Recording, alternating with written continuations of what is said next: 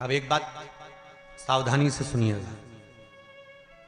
शायद शिव महापुराण के माध्यम से अभी तक ये बात सामने नहीं आई, पर शिव पंचायत कथा में आ रही है। तो सावधानी से सुनना। एक प्रश्न हमारे भीतर खड़ा होता है, जब हम सूर्य नारायण भगवान को अर्घ देते हैं, जल चढ़ाते हैं, तो वो जल पृथ्वी पर जब गिरता है तो उसके छींटे हमारे शरीर पर लगते हैं। क्या वो ठीक है? क्या वो श्रेष्ठ है?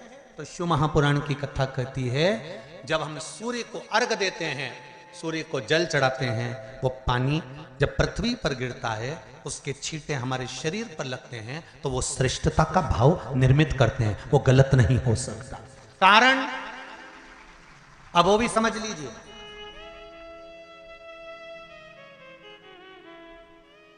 अब सूर्य नारायण भगवान को आप जल चढ़ा रहे हो तो छींटे नहीं लगे, उसके लिए क्या स्टूल पे चढ़ के चढ़ाओगे कि कुर्सी पे चढ़ के चढ़ाओगे? अरे बोलो तो सही। अब कई लोगों के दिमाग में यह बात भरा गई कि हम भगवान को जल चढ़ाते हैं, वो हमारे शरीर में छींटे लगते हैं, जमीन पे से पानी गिरता है, वो हमारे शरीर को छींटे लगते हैं, भगवान को अच्छा नहीं लगता होगा। कौन ने कहा? पहले तो उसको पकड़ के ला। मेरे राम जी महाराज, मेरे भगवान कृष्ण, बड़े बड़े संत, साधु, सन्यासी, तपस्वी, साधक, उपासक जितने भी हुए, जिन्होंने सूर्य की आराधना करी, इन्होंने टेबल पे चढ़कर या कुर्सी पे चढ़कर जल नहीं चढ़ाया। इन्होंने पृथ्वी पर खड़े होकर ही, क्योंकि पृथ्वी तत्व के देव हैं शिव। जब हम मृत्यु लोक पर खड़े होकर, पृथ्वी पर खड़े होकर भगवान शंकर का भाग पृथ्वी तत्व को धारण कर कर जल को हाथ में लेकर जब समर्पित करते हैं, और जो जल नीचे गिरता है वो शरीर पर अगर लगता है तो हमको उसका आशीर्वाद ही प्राप्त होता है, दोष नहीं लगता। पर लोगों ने इसको विपरीत कर दिया। कि कौन ने विपरीत करा? कई लोगों ने इसको विपरीत कर दिया। कौन ने विपरीत करा? तो जो दूसरे धर्म के लोग होते हैं, जिनको हिंदू धर्म से नफरत होती है और जो हिंदू धर्म की पूजन, सेवा, अर्चना को समाप्त करना चाहते हैं, वो धीरे धीरे धीरे धीरे कहने लगे कि सूर्य को जल चढ़ाओगे तो शरीर में लगेगा, शरीर में लगेगा तो दोष लगेगा। इसको कह कहकर घर घर में सूर्य को जल चढ़ाना लोगों ने बंद कर दिया कि आप जल चढ़ाएंगे तो दोष लगेगा, शरीर पे छींटा लगेगा, शरीर को ऐसा लगेगा। ये दोष नहीं है। कितनी सुंदर बात है महाराज। सूर्य नारायण भगवान को जब जल चढ़ाया जाता है, हाथ सिर से 8 इंच की दूरी पर होना चाहिए। जम के बोलिए, सिर से कितना ऊंचा होना चाहिए? 8 इंच ऊपर अपना हाथ होना चाहिए मस्तक से सूर्य को जल चढ़ाते समय। और ना चांदी का, ना स्टील का, ना लोहे का, ना प्लास्टिक का, ना कांच का, ना सोने का कोई बर्तन, ना कांसे का, ना एल्युमिनियम का, ना पीतल का, केवल एक पात्र होना चाहिए, वो है तांबे का। काय का पात्र होना चाहिए? तांबे का पात्र। और सूर्य नारायण भगवान को जब 8 इंच ऊपर तुम्हारा हस्त है, और जब हम सूर्य को जल चढ़ा रहे हैं, कैसे जल चढ़ाना है वो भी समझ लीजिए। अगर कोई कैंसर का मरीज है, जिसके चेस्ट में कैंसर आ गया हो, लेफ्ट में, राइट में कहीं पर कैंसर आ गया हो, या कोई गठान आ गई हो, तो महाराज आप जल चढ़ाते समय उस जल की धार को सूर्य भगवान को जब चढ़ा रहे हो, तो धार आपकी गठान की ओर जाना चाहिए, जिससे सूर्य की किरण उस जल में से आपके उस स्थान पर पड़े, उस जगह पर पड़े जहां पर गठान है। महाराज आप लगातार जल तो चढ़ाना चालू करो, अच्छे अच्छे डॉक्टर फेल हो जाएंगे और कह देंगे गठान ठीक हो गई। आपका लीवर और किडनी गड़बड़ कर रहा है, आप प्रतिदिन, आपका स्वास्थ्य गड़बड़ रहता है, आप प्रतिदिन ये ज्योतिष शास्त्र के अंतर्गत, रत्न शास्त्र के अंतर्गत, ये रत्न शास्त्र, ज्योतिष शास्त्र, रंग शास्त्र नहीं, जब हमारे शरीर के इस हृदय रेखा के सम्मुख से, इस कपाल रेखा के बीच में से, मध्य से उस पानी की धार जब सूर्य की किरण देगा, तो हमारे शरीर में कोई बड़ी बीमारी, ना कैंसर, ना लीवर, ना किडनी, कोई अटैक पटैक आ ही नहीं सकती।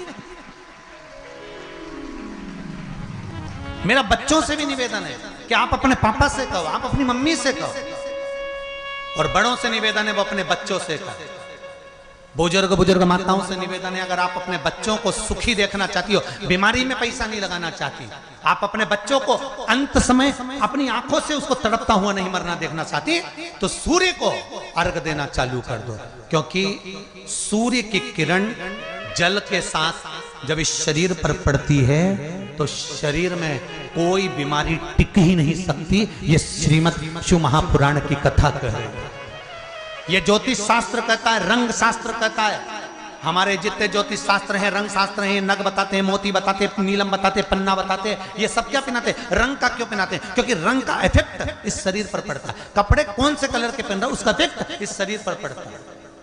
उसी तरह 8 इंच ऊपर मस्तिष्क से तुम्हारा हाथ होना चाहिए, तांबे के कलश में जल होना चाहिए, और सूर्य को देखकर उस जल की धार में सूर्य को जल दीजिए। जिंदगी में बीमारी तुमको नहीं घेर सकती, और बीमार हो भी गए हो तो 15-20 दिन करके देखने में कुछ नहीं जाता। बाद में मत करना, श्योर वाला हमारा झूठ बोल रहा होगा, उसमें क्या दिक्कत कह रहे हैं?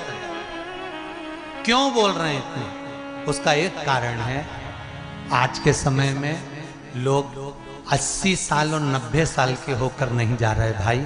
आज के समय में लोग अटैक आता है, बीमारी आती है, कैंसर हो गया, शुगर हो गई, बीपी हो गया, 60, 70, 75, 55, 40 में लोगों के प्राण छूट जा रहे हैं। अगर ये पूरी पृथ्वी युवानों से जवानों से अगर विहीन हो जाएगी तो किस काम की? तुम्हारा कमाया गया धन किस काम का हो? कौन कौन ले रहा है नियम? आज से नियम बना लो, एक तांबे का लोटा जल सूर्य नारायण को अर्घ देना है हमको प्रतिदिन। घर का चाहे छोटा हो चाहे बड़ा हो, जिस बच्चे को रोज बुखार आता हो, निमोनिया हो रहा हो, जिसका लीवर किडनी डैमेज हो गया हो, वो नियम बना लो, 15 दिन के अंदर 20 दिन के अंदर डायलिसिस में अंतर आ जाएगा तुम्हारे। तुम कर तो देखो, इस प्रभाव करो। बनाओ नियम। जिस नारी को रजो धर्म से जुड़ी हुई या गर्भाशय से जुड़ी हुई कोई बीमारी हो गई हो, वो नारी भी सूर्य को जब अर्घ दे तो उस जल को बिल्कुल स्लो एकदम धीरे धीरे गिरा, एकदम धीमा धीमा, जल्दी जल्दी पानी उंडेल के मत आना। सूर्य देवता को अर्घ देना। हो सकता है तुम लोग इसलिए भी नहीं दो कि लोग हंसेंगे, शर्म करेंगे। तो दुनिया हंसे, जब हॉस्पिटल में पड़े रहोगे तब नहीं हंसेंगे कि कमा के मर गया, ले यहीं छोड़ दिया। जब भी तो लोग हंसेंगे। तो उससे अच्छा है दुनिया आग लगे बस्ती में। अरे अच्छे से बोलो जरा, आग लगे बस्ती में, अपन रहो मस्ती में। और एक निवेदन हो रहे, जो ये बात कही है इसकी क्लिपिंग आप काट लेना और सारे के व्हाट्सएप पे भेज देना। 1 लोटा तांबे का जल सूर्य नारायण को देना है इस शरीर के लिए, क्योंकि हमने परिवार के लिए बहुत करा, अब अपने लिए करना है। कोई पैसा लग रहा है? नहीं, बोलते जाओ। सियोर वाले महाराज ने तुमसे धन मांगा? नहीं। पैसा मांगा? नहीं। इसमें तुम्हारे अगर प्राण बचेंगे तो सियोर वाले महाराज का कोई भला होगा? नहीं। भला किसका होगा?